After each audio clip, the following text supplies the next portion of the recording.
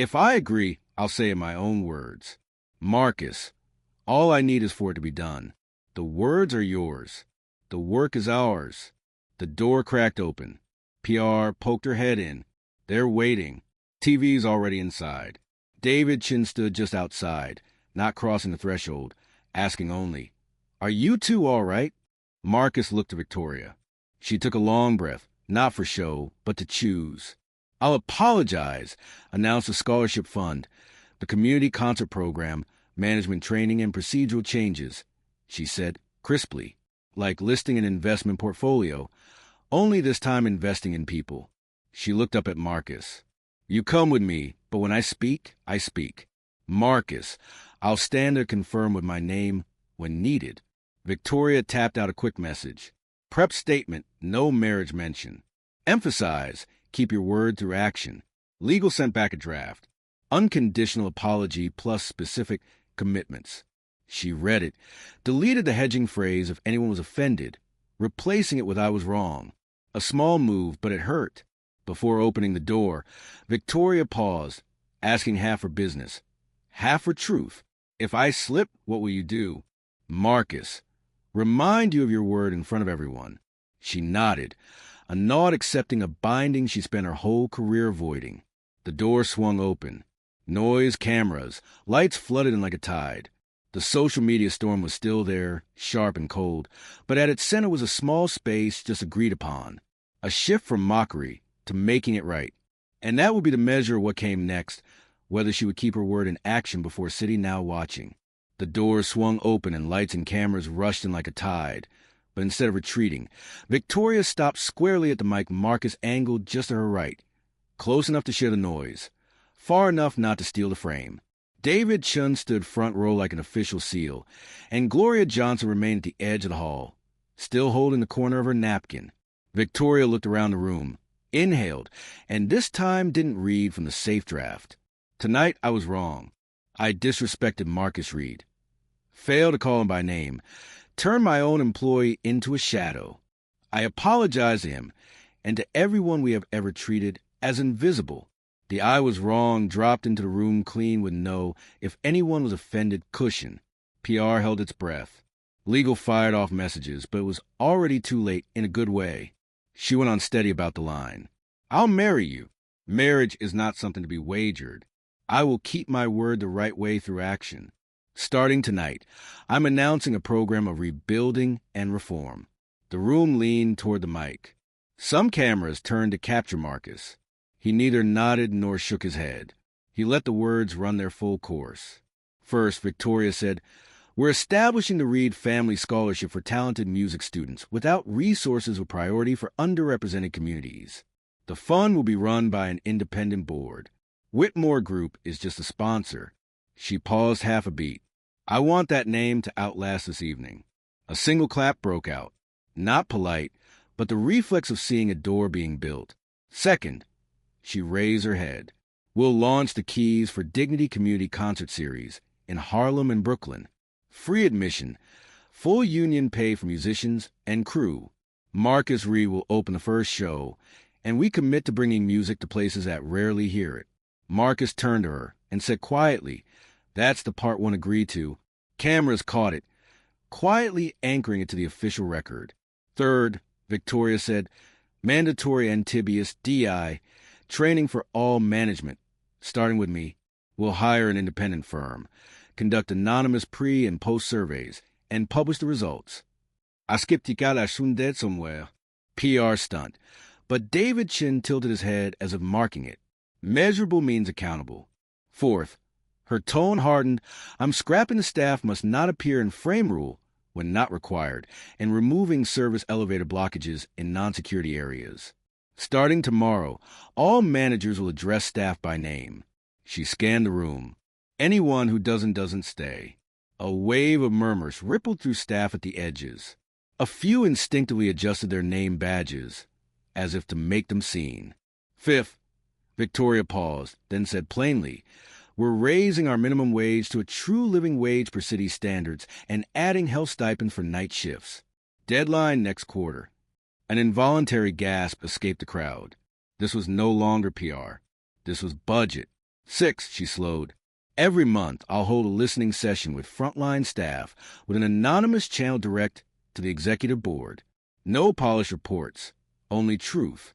Victoria lowered the mic a fraction, then raised it again.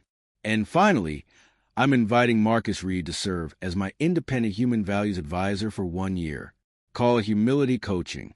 He'll have the right to say what I don't want to hear, and I'll be responsible for listening.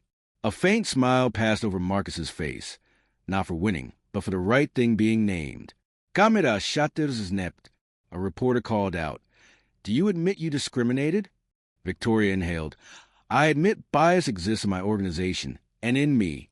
I take responsibility for fixing it. Not perfect for legal, but right for ethics. Faces that had smirked earlier fell silent. Marcus asked for the mic only for a few seconds. Thank you. I don't need a wedding. I need what's been promised to be done. I accept the advisor role, not to grade, but to ask, how do we treat people when the cameras are off? He handed the mic back. Clean. Gloria tilted her head, eyes wet but dry shaked. She leaned toward Victoria as she stepped down. Thank you for saying I was wrong. From tomorrow, call me Gloria. Victoria hesitated, then nodded. Yes, Miss Gloria. The hierarchy flipped, but into its right place. In the front row, David Chun spoke just loud enough for the mics to pick up for the background of clips. This isn't a fairy tale. This is governance. And governance means measuring promises by actions, a definition planted among the forest of hashtags. Still, the other side of social media scratched. The hashtag number PR stunt rose alongside number keep your word. One account sneered. A few concerts and it's over. Another replied, living wage is real. The two edges of the internet ran in parallel, but now the checkpoints were drawn. Timelines, program's fun name, listening session, schedule. Truth had a place to land. PR handed over a rough printed timeline. Q1 scholarship applications open. Next month, 2 Harlem, Brooklyn concerts. 8 weeks, first DI training. Next week, no staff and photo signs removed. Next quarter, new wage table. Victoria initialed the corner, not legally binding to the public, but like a self-imposed contract. A shareholder texted short-term loss. Victoria replied, long-term risk reduction. She knew she'd have to prove it in the quarterly report, but for the first time she felt a breath of space under the pressure. Marcus turned, offering his hand. Victoria shook it. No photo op, no performance. Cameras still pressed in, but in that class, they split the weight in half. Tomorrow, I'll send the schedule for the first session. Marcus said, I'll invite cleaning crews, security, kitchen staff, the ones who use the service elevator. Victoria nodded, and I'll take that elevator with them. The words escaped before she could stop them, but they were right. A reporter threw one last question. Do you call this keeping your word? Victoria looked straight into the lens. Episode. I call this keeping my word through reform. See you when we report progress. She set the mic down. No bow. Do first, bow later. The room loosened slightly as if it had just exhaled. The social media storm still screamed outside, but at the eye of it, the frame was built. Scholarship concerts, DI, wages and benefits, new policy, listening sessions, a human values advisor. Things that would either take root or expose who broke their word. Marcus looked at the piano for one last beat. He wouldn't play again tonight. The music had done its work, bending the room so words could enter. The rest would be timelines and labor. And as the camera lights lowered, he saw Victoria walk to Gloria first. She spoke quietly, clearly. Miss Gloria, thank you for reminding me with the truth.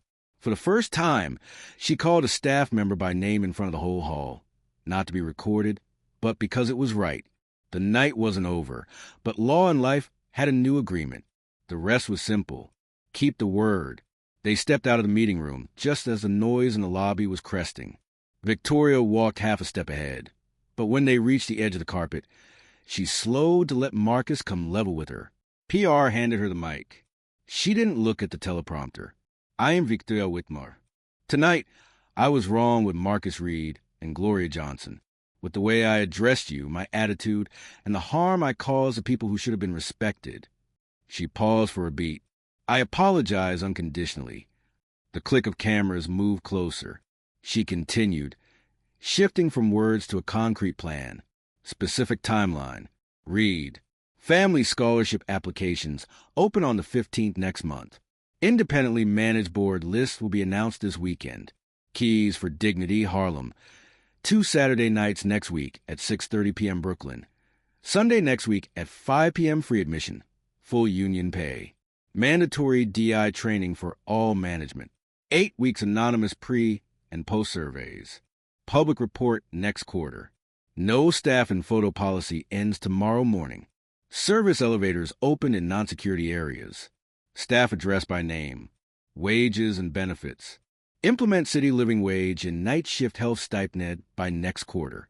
Listening sessions I will host every Monday at 9 a.m. in the B1 break room. Anonymous feedback channel goes live tonight. She closed her notebook and looked straight ahead. Our cultural KPIs will include turnover rate, internal satisfaction score, percentage of complaints resolved on time, and pay gap by function. I am personally accountable for these numbers. A ripple of surprise moved through the hall, not at rhetoric, but at deadlines and metrics being staked. David Chin gave a small nod, like a final stamp of authenticity. Victoria lowered the mic and turned toward the staff, standing at the edges. Miss Gloria, thank you. Then to the blue, white, and black uniforms. Tomorrow, if I call anyone Buddy, remind me by my own name. There were a few small relieved laughs, but this relief had a spine. PR signaled the tech team. Behind the stage, a large screen lit up with a temporary poster. Black background, white text reading Keys for Dignity, with Marcus Reed's name and performance dates beneath. At the bottom, in small print, a community concert series by Whitmore Grand. Admission free. No flashy logo, just enough to be recognized. Victoria didn't take the honorary seat. She stepped off the platform and found a spot in the third row between a security guard and a waitress. She folded her phone face down on her lap. No more looking at dashboards. The room shifted with that gesture. Control lowered a notch, no longer pressing down on the music. Marcus said nothing more.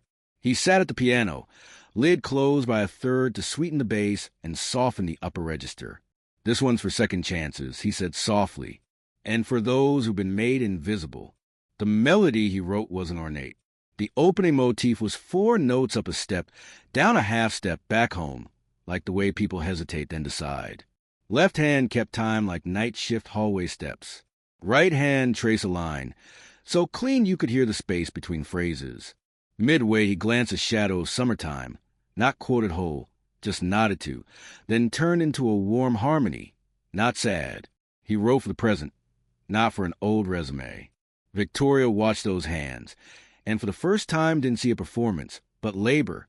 Labor like the cleaning shift she had walked past. Next to her, the guard who had once blocked Marcus rested his hand on his knee. Thumb met an old wedding ring, then pulled his hand back to avoid making noise. The waitress on her left counted time with her eyes, lips holding a faint smile.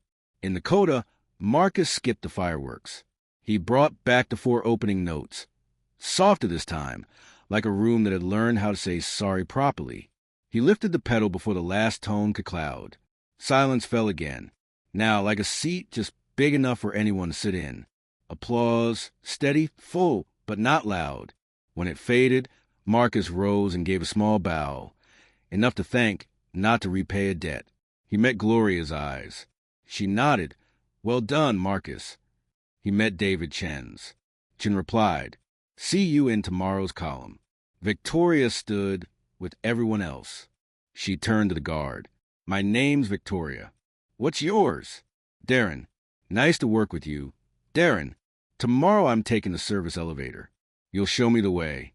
Darren nodded, the corners of his mouth easing, awkward, like someone handed back the shape of being seen. A group of guests approached Gloria, asking about Monday's listening session. She took out her notebook, wrote down names, and said, take service elevator B, but next week everyone uses the front door. Half joke, half truth. Enough to make a few people laugh aloud.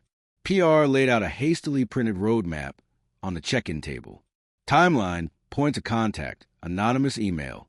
Victoria's signature scrolled in the corner, not for show, but for accountability. A few young staff took photos, sent them into their internal group chat. The first comment popped up, "Call me by my name." The second, "See you Monday." David Chin paused at the Keys for Dignity poster and told a reporter, "The best script isn't hero-villain redemption. It's that after the final chord. We still have work to do." It was the kind of line that dropped into the close of a news segment, could slow the internet's over-scripting instinct. Don't chase the ending.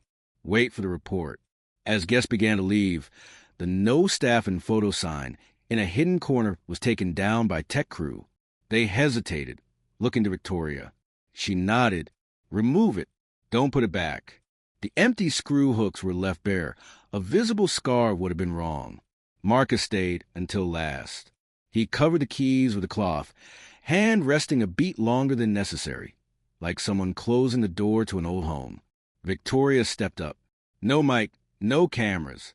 Thank you for not turning me into someone else's clip," she said quietly. "Tomorrow if I slip, remind me. I will. And if I keep my word, remind me, too." Marcus smiled.